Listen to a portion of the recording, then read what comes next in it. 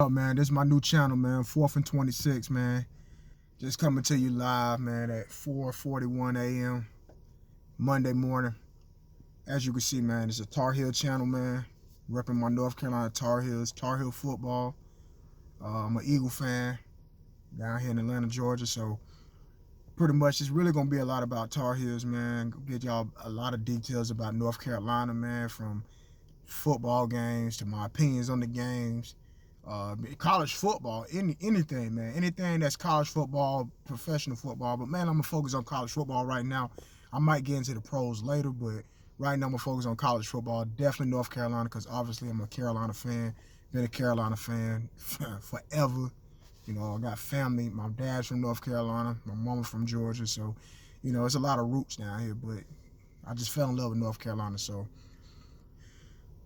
I've been meaning to do this for a while, but I haven't done it. And now I got to it, so now I'm finna really just put it out there. And after this FSU loss, man, it really just set it to the side, man. I'm finna head to the gym in probably about 15 more minutes. The gym open up at 5 o'clock, so I'm not gonna be long. Like I said, I'll give y'all probably a part 2 later on today.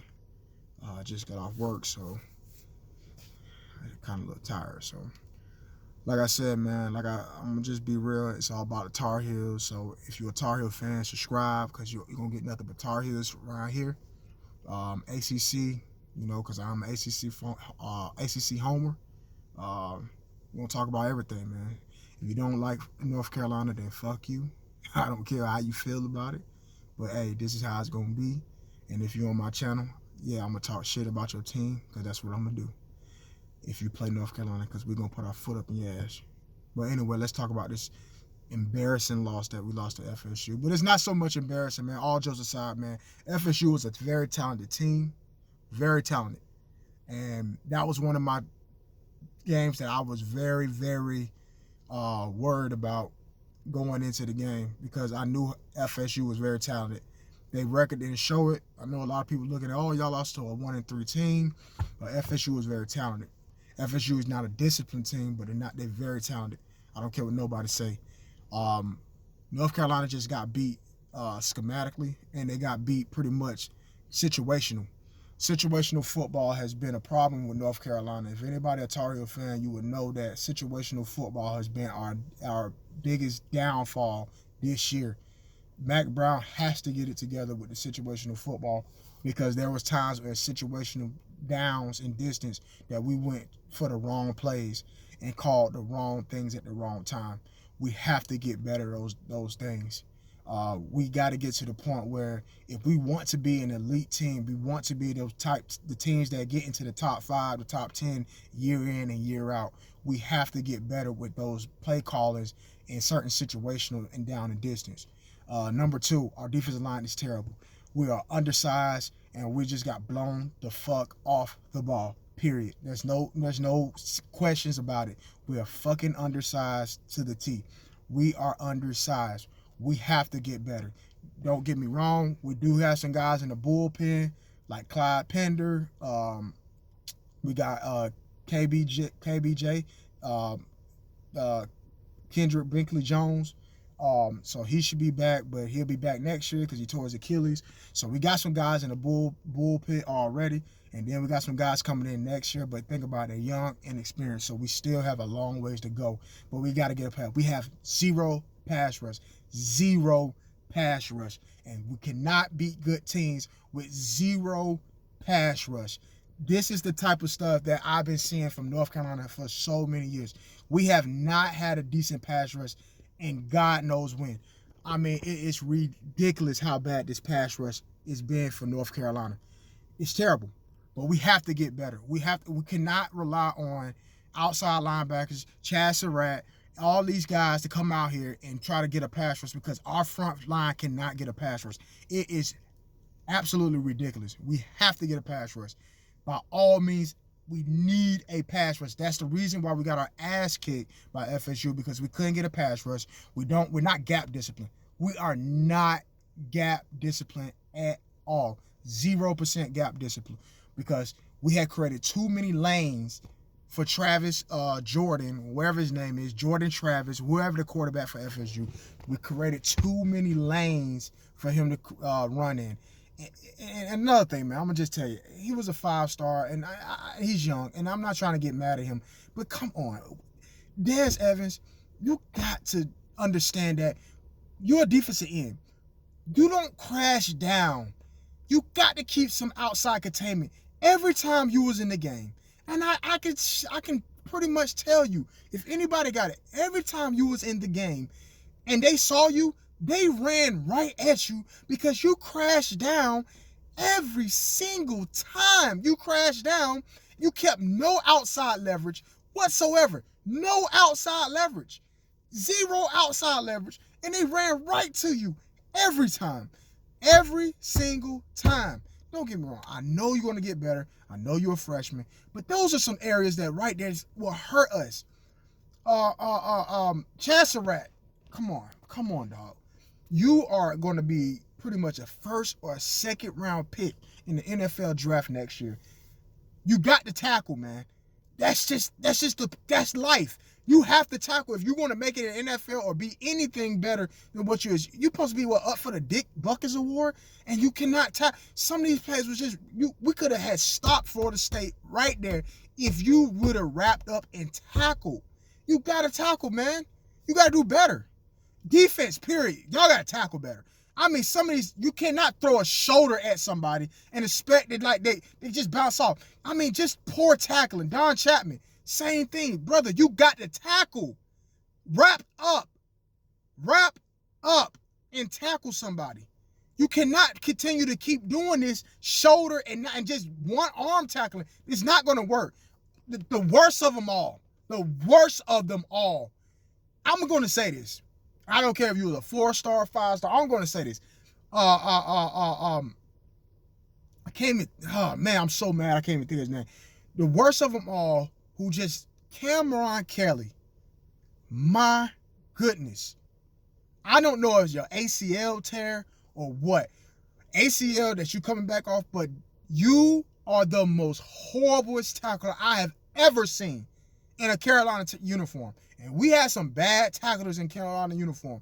But, brother, you are the worst I have ever seen put on a Carolina uniform. You are a safety. When you come downhill and do a run fit, you have to go and run and hit the running back or whoever running that ball. You cannot come in there tiptoeing and pussyfooting when you go and hit the running back or whoever run the football. You got to wrap up. That is our problem. That's why they bouncing off. You're not wrapping up. Good teams are sound fundamentally. And this team is not fundamentally sound. Period. We're not fundamentally sound. We right now rank 14. I think that's decent. But we got to come out here and beat State. There's a lot of miscues. That happened with North Carolina on Saturday. A few things I'm going to say before I wrap it up, man. We have to do better, or we got to be situational, man.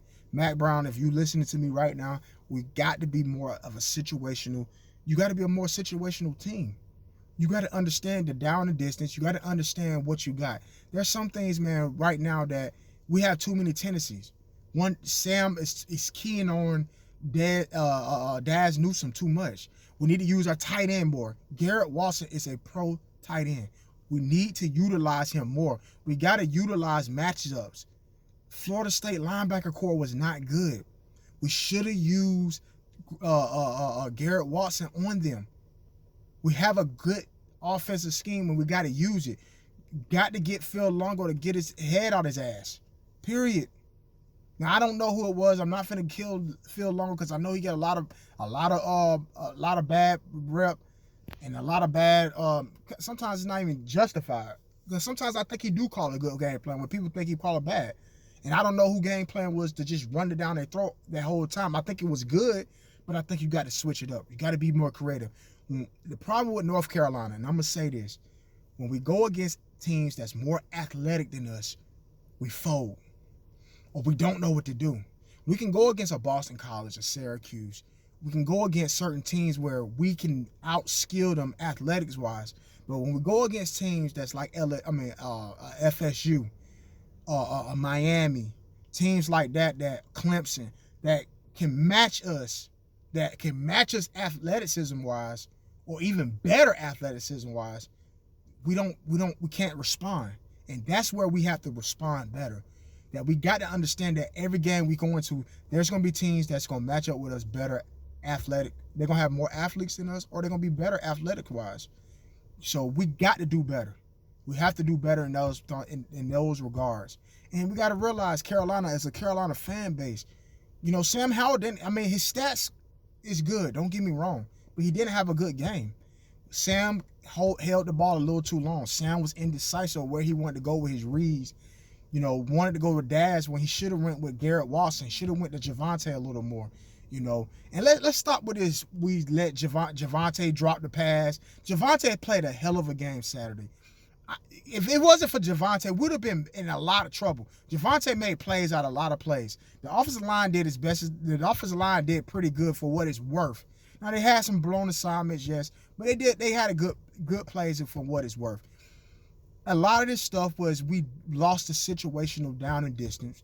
We didn't play situational football, and that's where good teams and good coaches will come and win games like this. I knew going into this FSU game that it was going to be a hard-fought game. I never thought in my mind that we was a 14-point favorite. That I knew that this game was going to be much closer and a much hard-fought game than what it was. I'm sorry. I already knew that for a fact. So nothing surprised me that we lost this game, but it just surprised me that we lost situational football, knowing coming from Mac Brown. We blew 2 timeouts in a pivotal second half game. Should not done that, period. That would hurt us, because we probably would have took timeouts on driving down in the last minute of the game, but we couldn't because we had to conserve that last timeout. So there's a lot of things that went wrong. I'm going to try to be more in depth with it later on. I'm about to head into the gym right now. I'm going to go to the gym. I'm going to try to give another video, if not today, tomorrow. Then we'll preview the NC State game. We'll give you my thoughts and opinions on that. And hopefully this will be something that's going to keep going. Like I said, like, comment, subscribe. North Carolina, it's really a North Carolina page, YouTube channel.